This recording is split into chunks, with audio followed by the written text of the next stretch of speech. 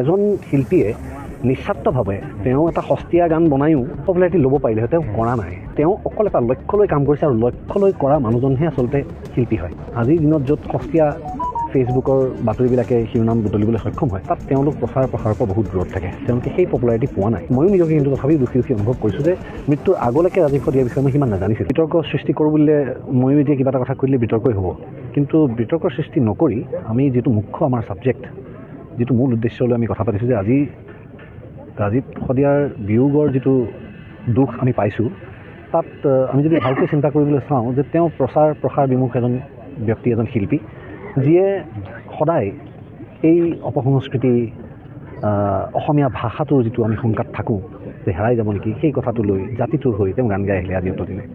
গতিকে ডেফিনেটলি আজিৰ দিনত য'ত সস্তীয়া ফেচবুকৰ বাতৰিবিলাকে শিৰোনাম বুটলিবলৈ সক্ষম হয়, তাত তেওঁলোক প্ৰচাৰৰ পৰা বহুত দূৰত থাকে। তেওঁলোকে সেই পপুলাৰিটি পোৱা নাই। মোৰ দুখ লাগিছে আজি এইটো কথাত যে আমি এজন শিল্পীক হেৰুৱালোঁ আমাৰ মাজৰ পৰা, আৰু ইমান কম বয়সতে তেওঁ আমাক এৰি থৈ গুচি গ'ল। মোৰ সাংঘাতিক দুখ লাগিছে, আৰু তাতোকৈ বেছি মই নিজকে আচলতে অলপমান দুখী অনুভৱ কৰিছোঁ যে মই বাৰু ফেচবুক বৰ চাই থকা মানুহ নহয়, ছ'চিয়েল মিডিয়াৰ লগত বৰ টাচত নাথাকোঁ। আপোনালোকে মোৰ প্ৰফাইলকেইটা দেখিলেও গম পাব যে মই কেতিয়াবা দুমাহৰ মূৰত এটা পষ্ট দিওঁ, তাকো কিবা এটা দিবলগীয়া থাকিলে, ক'বলগীয়া থাকিলে, নহ'লে এই যে নিয়মীয়াভাৱে যে দুটাকৈ পষ্ট ডেইলি দিব লাগে ফলোৱাৰ বঢ়াবলৈ, সেই কামটো মই আজিলৈকে কৰিব পৰা নাই। গতিকে ফেচবুকৰ পৰা দূৰতেই থাকোঁ, কামতেই থাকোঁ, অনুশীলন থাকে, শাৰীৰিক অনুশীলন থাকে। ছবিখনৰ যদিও আমি কেৱল অভিনেতা হিচাপে থাকোঁ, কিন্তু স্ক্ৰিপ্টখন মোৰ হোৱা স্বত্তেও মই আৰু বেছি সময় দিবলগীয়া হৈছে। মই শ্বুটিঙৰ গোটেই সময়টোত কনচেপ্টটো মই যিটো বিচাৰিছিলোঁ সেইটো ঠিকে গৈছে নাই সেইটোও চাই থাকোঁ। গতিকে বহু সময় যায়। মই মোৰ বাৰ্থডে, মোৰ জন্মদিনৰ শুভেচ্ছা দিয়া মানুহখিনিৰ হেৰিবিলাকো আজি বহুত মূৰত চাবলৈ পাওঁ। গতিকে তেনেস্থলত ময়ো নিজকে কিন্তু তথাপিও দুখী অনুভৱ কৰিছোঁ যে মৃত্যুৰ আগলৈকে ৰাজীৱ দিয়াৰ বিষয়ে মই সিমান নাজানিছিলোঁ। আমি আটাই দিব নোৱাৰিলোঁ আচলতে।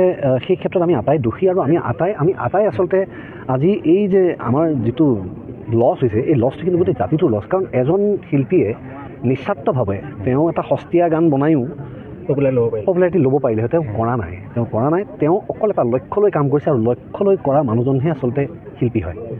কিংবদন্তি কোনোবাই হওঁ বুলিলে হ'ব নোৱাৰে আচলতে। লেগেচি এৰি যাব লাগিব, তেতিয়াহে লেজেণ্ড হ'ব পাৰে। গতিকে তেওঁ লেগেচি এৰি থৈ গৈছে। গতিকে তেওঁৰ মৃত্যুত মই গভীৰ শোক প্ৰকাশ কৰিছোঁ, আৰু মই নিজকেও ইয়াৰ মাজত মই দুখী পাইছোঁ যে ময়ো তেখেতৰ বিষয়ে এবাৰ নাজানিলোঁ, আচলতে গম নাপালোঁ।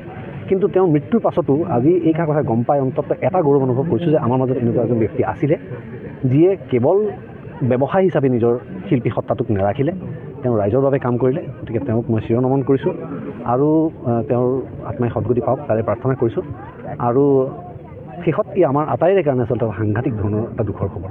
গতিকে তেওঁৰ পৰিয়ালবৰ্গলৈও মই মোৰ সমবেদনা জ্ঞাপন কৰিছোঁ, আৰু আশা কৰিছোঁ যে আমি আগলৈ শিল্পীসকলে যিয়ে নিস্বাৰ্থভাৱে কাম কৰি যায়, তেওঁলোক মৃত্যুৰ আগতে যদি আমাৰ পৰা এইখিনি মৰম পালে হয়, তেতিয়া হয়তো তেওঁলোকে মৃত্যুৰ আগতো কোনো ধৰণৰ আক্ষেপ, কোনো ধৰণৰ হেৰি লৈ মনত নগ'ল হয়।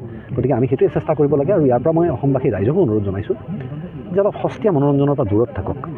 সস্তীয়া মনোৰঞ্জন মানে মই কোৱাৰ যিটো অৰ্থ তেওঁলোকে আটাই বুজি পাইছে, যে কিছুমান অতি সস্তীয়া মানুহ যিয়ে কাম কৰি আছে, কিন্তু তেওঁলোকে আচলতে ইমান পপুলাৰ যে অসমৰ বাহিৰত তেওঁলোকৰ মাজেৰে আজি অসমখন চিনি পোৱাৰ নিচিনা হৈছে। গতিকে সেইটো বস্তু হ'ব নালাগে। যিয়ে জাতিটোৰ কাৰণে, জাতিটোৰ গাথা, জাতিটোৰ বেথা দাঙি ধৰিব পাৰে, সেই ধৰণৰ বাৰ্ড, সেই ধৰণৰ শিল্পীক আমি সন্মান কৰিবলৈ শিকিব লাগে। আৰু জীয়াই থকা অৱস্থাতে যদি আমি এইখন সন্মান দিওঁ, তেতিয়াহ'লে হয়তো তেওঁলোকেও নিজৰ আৰু বহু বেলেগ ধৰণে নিজৰ কেয়াৰ ল'লে হয় ভালে থাকিলে।